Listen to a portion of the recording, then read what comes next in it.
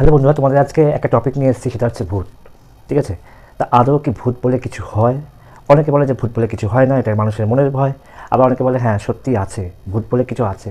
এবং আমি অনেক লোকের কাছে শুনেছি যে ভূতের গল্প মানে অরিজিনাল রাস্তায় বেরিয়ে হয়েছে, এরকম আমি শুনেছি। অনেকে বলেছে যে মানে অনেক রাতে বাড়ি ফিরছিল, আর বাড়ি ফিরে নিজের চেনা রাস্তা ভুলে যাচ্ছে, বার খালি ঘুরে ঘুরে ওই রাস্তাতেই আসছে।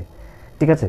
তো অনেকে এই গল্পটা করেছে, বলছে যে সত্যি আমাদের জীবনেও হয়েছে যে একই রাস্তা, মানে আমি বাড়ি যাব, একই মানে যে রাস্তা দিয়ে রোজ যাই সেই রাস্তা দিয়ে যাচ্ছে, কিন্তু ঘুরে ঘুরে সেই একই রাস্তায় আসছে, কিন্তু বাড়ির রাস্তায় যেতে পারছে না। তখন বুঝে যায় যে তাকে ভূতে ধরেছে।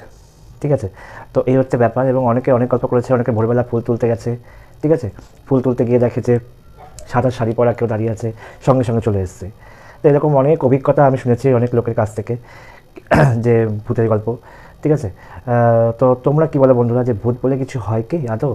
তোমরা অবশ্যই আমাকে কমেন্ট করে জানাও যে, আর মানে অবশ্যই শুনবো আমি, মানে কার কার জীবনে এরকম সত্যি ঘটনা ঘটেছে। আমার বাবাও একদিন ভূত দেখেছে, সেটা পরের দিন বলবো আমি তোমাদেরকে স্টোরিটা।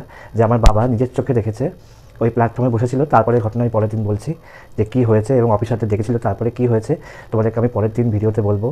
যে বাবাও কিন্তু প্রত্যক্ষ দেখেছে। আমার মারও একটা ঘটনা আছে, ছোটোবেলায় দিদিমার সঙ্গে যাচ্ছিলো, সেই গল্প তোমাদের সঙ্গে তোমাদের সামনে আনবো।